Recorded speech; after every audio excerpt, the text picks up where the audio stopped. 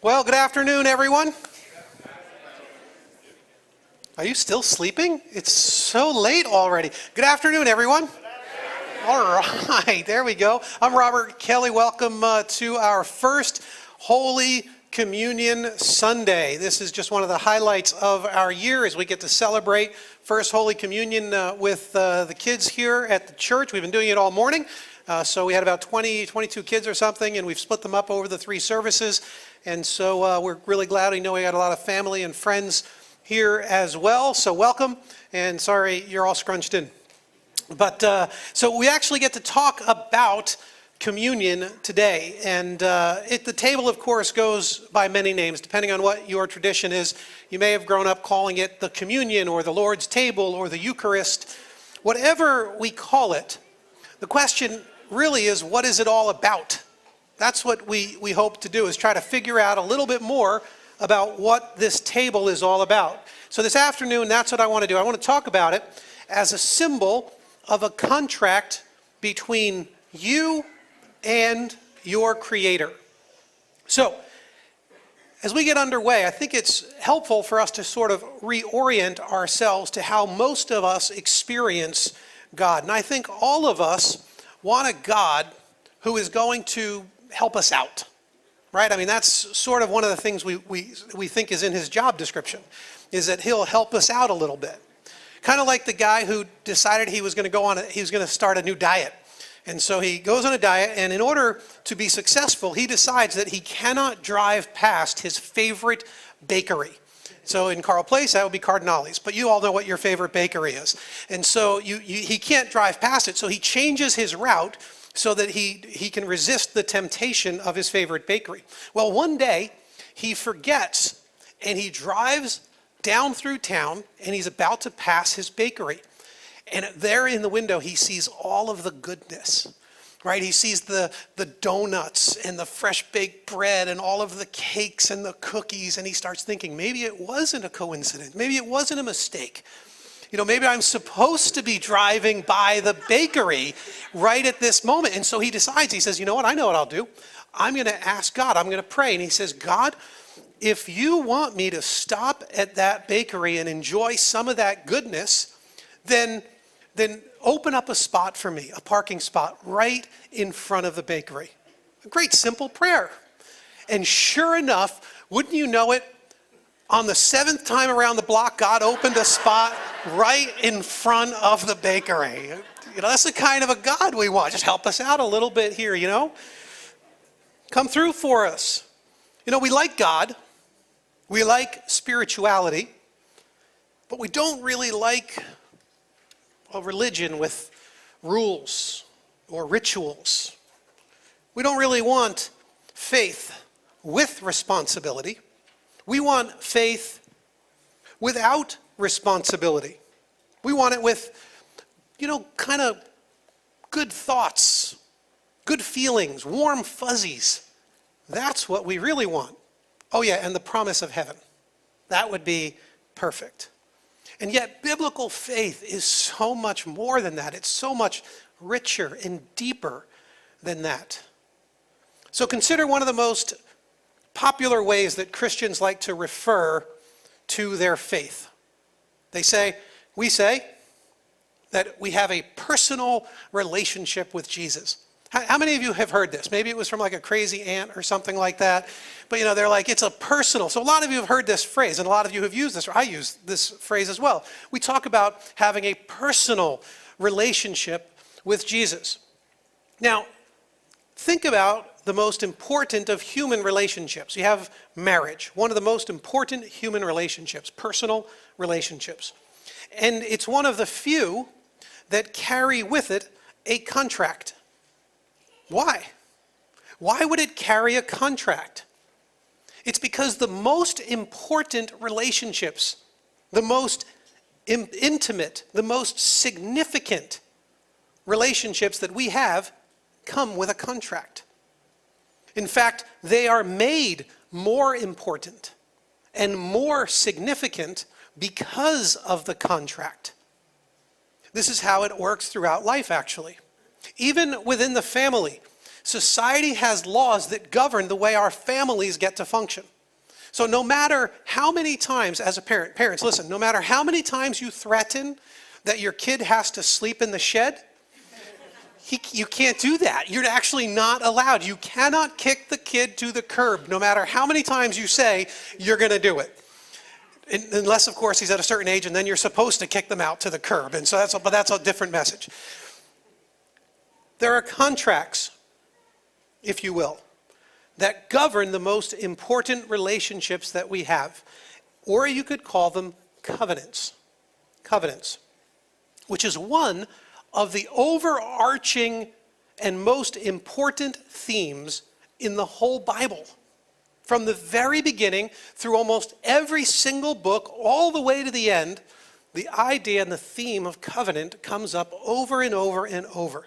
Now, many of us, we recoil from this idea. We pull back from it because we don't want a God with rules and responsibilities.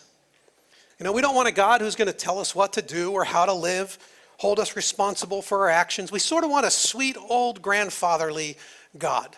Maybe, you know, if he's involved at all, you know, it's only in a certain few limited ways. But we really mostly want him to stay out of our lives. Except we want him to give us like a big inheritance, you know, right when we need it. You know, that would be perfect. You know, think like a Santa figure mixed in with like Warren Buffett's assets. Like that's, you know, and then you mix in like a little bit of MacGyver so he could fix whatever problem we have. And now we got the perfect picture of God.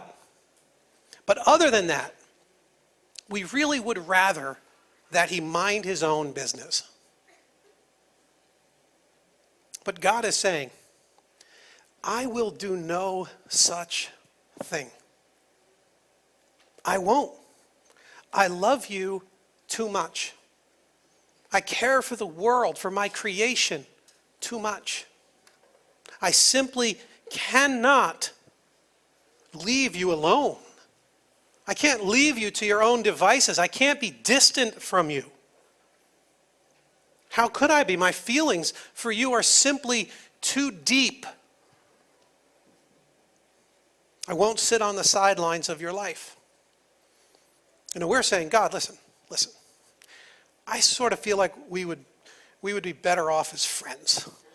You know, just a little bit of distance. It's not you, it's me, God. You know, let's just get a little bit of breathing room here in this relationship. And God is saying, no. I want so much more than that. I want a personal, I want an intimate, I want a covenantal relationship with you.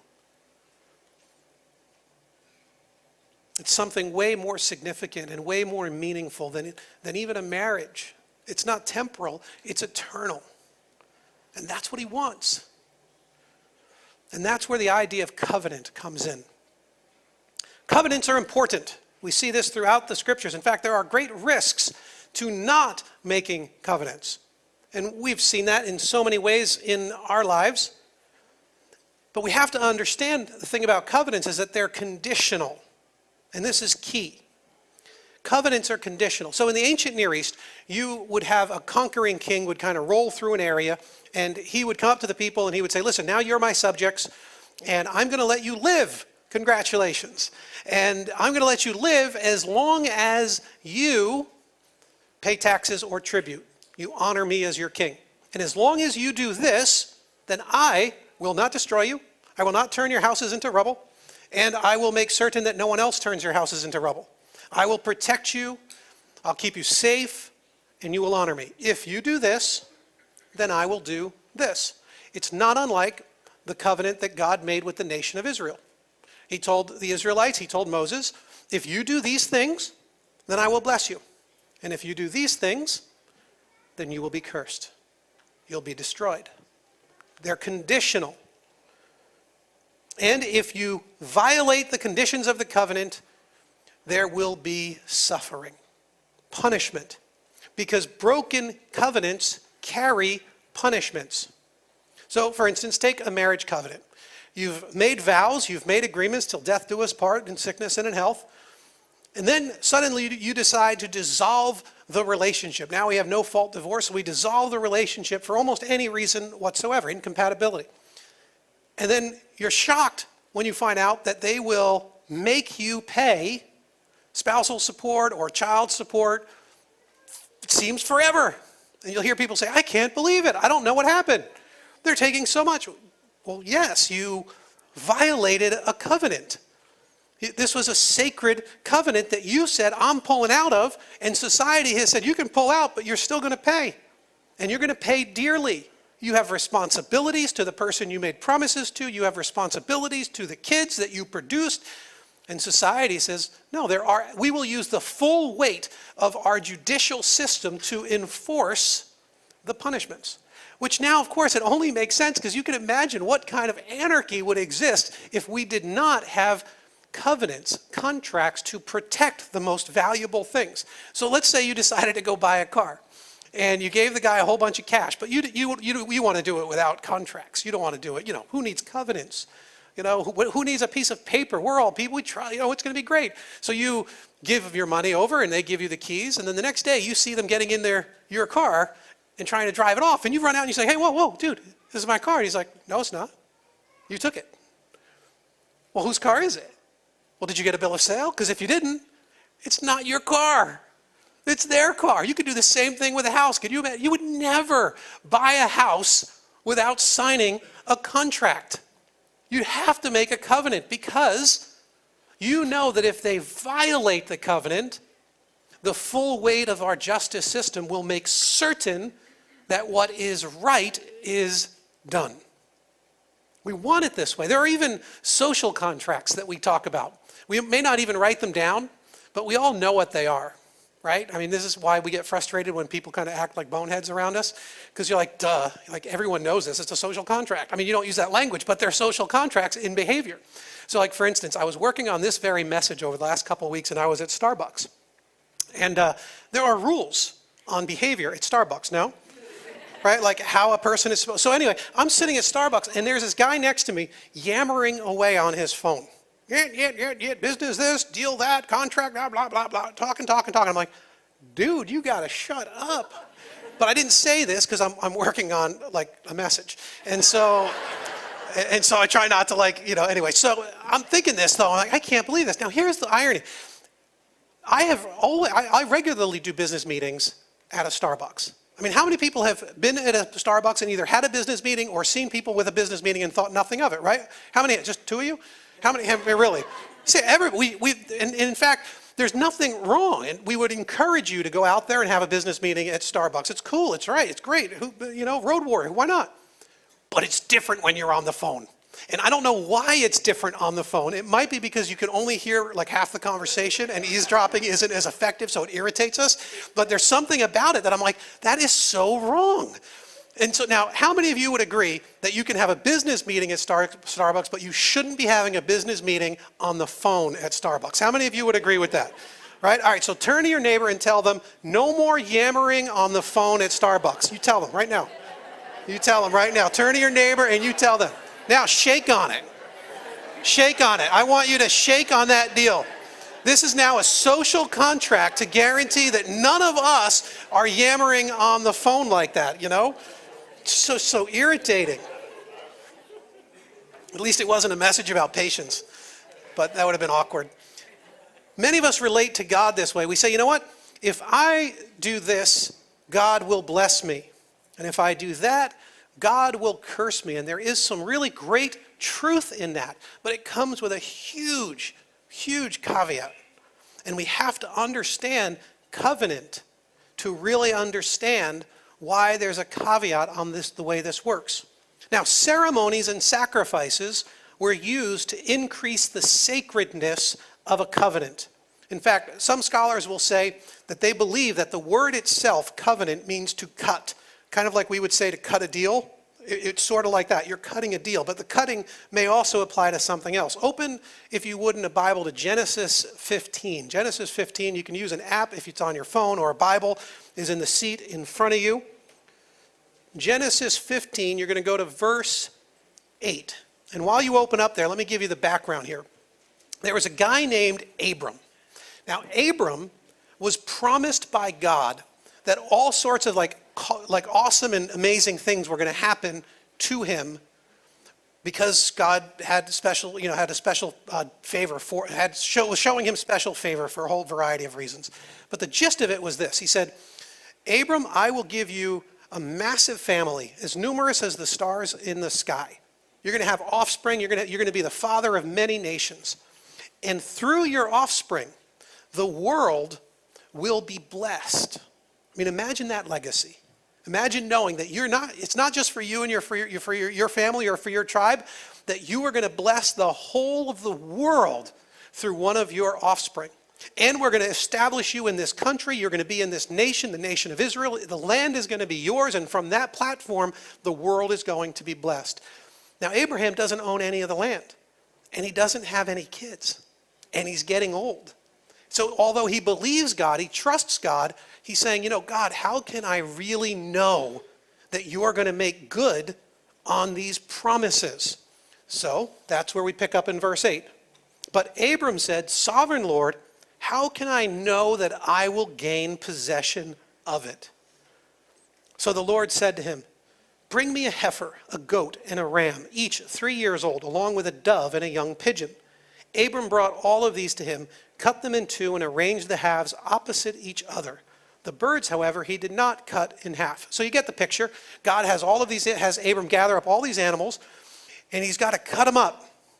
Now when he cuts them up, then something happens. He kind of has this vision. He goes into like a deep sleep, and he has a dream, and God fills out some of the details as to what's going to happen and a prophecy about his future children. And then in verse 17, when the sun had set and darkness had fallen, a smoking firepot with a blazing torch appeared and passed between the pieces. On that day, the Lord made a covenant with Abram. Weird, no? Like, what a weird picture. What a weird scene. It's actually even weirder than it reads at first. So imagine you are making a contract, right? So Ryan and I, we're going to make a deal. We're going to make a contract. And it's a big deal. It's going to be a big contract, Ryan. So what we do is we gather up some animals. We cut them in half. We lay them out on the side. These are massive animals, lots of blood. The blood pours out between these animals. And you walk between the animals. And I walk between the animals. And then we meet and we say to each other, we got a deal. We cut a contract. Oh, and by the way, if you break your deal, if you break your word to me, may this be done to you. May you be cut in two, may you be bled out, and may you die because you did not keep your word. And of course, you were saying to me, great, I accept the terms of that agreement. Just keep in mind, if you break your word to me, may you be cut up, bled out, and die. Serious, right? This is like serious stuff going on here. So like, this is no like, spit and make a handshake. Like this isn't, I'll give you my word. No, this is like, you're calling down like brutal curses on your own head if you violate this deal. Now, in a normal contract, that's how it would be done. Now, if you have a king and a subject, you wouldn't need the king to walk through the middle because, of course, the king you're not going to enact that on the king. Instead, if there were a king and a subject, the king would say, you walk through the animals, knowing that if you violate your word to me, I'm going to cut you up and bleed you out and leave you for dead. The king, it's not going to happen to because the king, of course, is saying, listen, I can kill you, your family, and turn your house into a pile of rubble. So, I'm the king. And so you don't expect the king to have to subject himself to the terms of a covenant like that. He's the king. It's just not how it works. However, in this contract is totally different. Abram is never asked to walk through the center of the animals. He never bloodies his feet. He never has to say, may this be done to me. God doesn't insist that he goes through the center of the animals. In fact, the only one that goes through the center is the fire pot, the flaming basket, the torch, which is a symbol of God. So only God goes through the center of the animals. It's only God who says, hey, Abram, listen, if this contract is broken, if this covenant is broken, may this be done to me. What? It doesn't even make sense. How can God even be hurt? Why would he make himself the subject of the consequences when we all know it's going to be Abraham who doesn't keep his word, not God? God is going to always keep his word. So there's only one person in this deal that is possibly going to fail. Abram must have been blown away by this. He must not have understood it at all, but scratching his head thinking, I just don't even get what I just saw. This is the most bizarre covenant imaginable. It's very weird.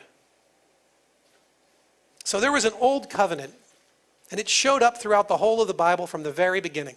In the book of Genesis, it was the covenant that said, if in the day you eat of the tree from the knowledge of good and evil, in that day you will die. And of course, Adam and Eve ate from the tree, they broke the covenant, and they died. And then later on in history, at Noah's time, he says, listen, you guys have to love me and obey me. God says, you can't just do whatever you want and continue to hurt each other and destroy the earth. You have to live the way I'm telling you to live. And of course, the people broke the covenant, and God destroyed the whole earth. Then the nation of Israel comes on the scene, and God says, listen, if you continue to break my covenant, I'm going to kick you off the land. You're all going to suffer. A whole lot of you are going to die. And of course, they broke the covenant.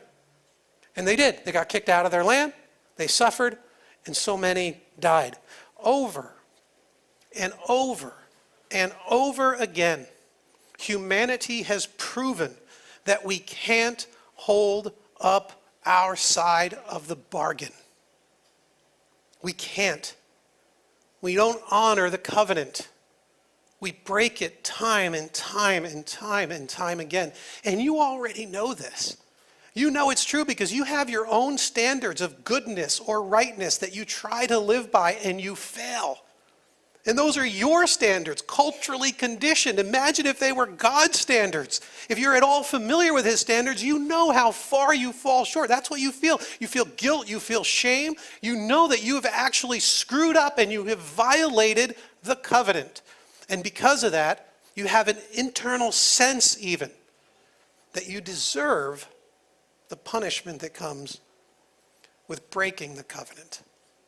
We already know this to be true. We sort of instinctively know it in our souls. This can lead humanity to an incredible amount of despair, where we try to medicate it away because we don't want to come to grips with this deeper soul reality. Try to keep so busy that we don't ever come to terms with it. We don't want to wrestle with it. And then, thousands of years later, the prophets began to speak of something different. They started talking about a new covenant, different from the old covenant. In Jeremiah 31, the prophet says, "The days are coming, declares the Lord, when I will make a new covenant with the people of Israel and with the people of Judah. It will not be like the covenant I made with their ancestors when I took them by the hand to lead them out of Egypt, because they broke my covenant, though I was a husband to them, declares the Lord. This is the covenant I will make with the people of Israel after that time, declares the Lord. I will put my law in their minds and write it on their hearts. I will be their God, and they will be my people. No longer will they teach their neighbor or say to one another, 'Know the Lord,' because they will all know me, from the least of them to the greatest, declares the Lord. For I will forgive their wickedness and will remember their sins no more." This is the new covenant the prophets began to talk about. And this was a new covenant that the people would long for.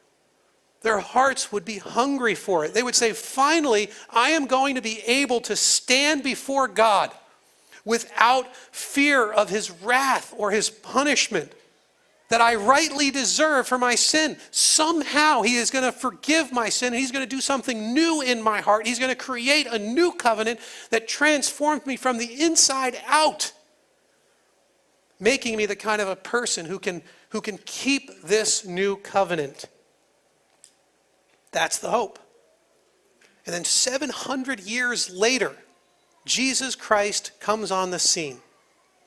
He lives a perfect life. We decide we want him dead anyway. And on the night before the crucifixion, just before he was going to die, he gathers his disciples up to celebrate the Passover meal. And in Luke 22, it tells us that he took the bread, he gave thanks and broke it. And he gave it to them, saying, "This is my body given for you. Do this in remembrance of me." In the same way, after supper, he took the cup, saying, "This cup is the new covenant in my blood, which is poured out for you." The new covenant. So Jesus comes on the scene and he lives the perfect life. He kept the covenant. The only one to ever live the way he was supposed to live, which means he inherited all of the blessings of the covenant. All of the promises of all the covenants, he says, they're now mine. They're mine to give to whomever I please. They're his because he deserved them. He earned them because he never violated the covenant. But of course, we still haven't settled the issue of punishment until we get to the cross and we realize that Jesus, in fact, died a sacrificial death for us. He takes the wrath of God in our place. You remember, God is standing in the midst of the animals and he's saying, "Let this be done to me." And you think, how is it possible? How could you ever hurt God? And then Jesus Christ comes in the flesh, God in flesh. And he says, listen, you've violated the covenant and the wrath of God must be poured out. The punishment has to happen. But let it be poured out on me. On the one who never deserved it. The wrath of God poured out, satisfied, satiated. As if God is saying, here, let me be ripped apart, bled out, left to die, so that you will never have to. That's the basis of the new covenant. The wrath poured out. The perfect life has earned for us the benefit. And all he's saying is, listen, trust me, and it is yours. It's a free gift I offer. Don't live under the old covenant anymore. That's the covenant that most of us struggle with our whole lives. And he's saying, don't do it. It's the old covenant. It was inadequate. It was incomplete. It was never going to accomplish its end. We had to institute something new, something radical. Please accept it. And you might say, you know what? I'm keeping God at arm's length. You may want to keep Jesus, at a distance. You may not want him getting too serious about you. But it's too late. It's too late. He is wildly, head over heels in love with you. He's already proven it. He's given you a path back to the Heavenly Father. He's saying, just take it. It is yours. It's a free gift. I've already paid the price and I've already secured the blessing. Why live under the old covenant anymore? Never before has there been such a perfect blending of law and love as we see in this beautiful act of the sacrifice of the death of Jesus on our behalf. That's what the table is about. It's a chronic, perpetual reminder of this kind of love. And it's the kind of thing we try to teach the kids, to try to tell them about the love of God and encourage them to dedicate their lives to a Savior who desperately loves them. When we receive these elements, we take this little cracker that represents the body of Christ. And when we take it, it's as if we're saying, this body, the sacrificed one for me, the one that did suffer and die, this was for me. I take it. I want it to be counted as my sacrifice. It's his, but by faith he says it can be mine. When we take the cup, it's as if we're saying, this cup that Jesus drank, the wrath of God poured out, was the cup that he endured. It's as if we're saying, this was done for me. I take this into me. It becomes a part of me because it was a sacrifice that I claim as my own. Not because you deserve it, not because you are awesome, not because for no other reason than because God desperately loves you. That's why we can receive it. by faith through God's grace, a gift of God.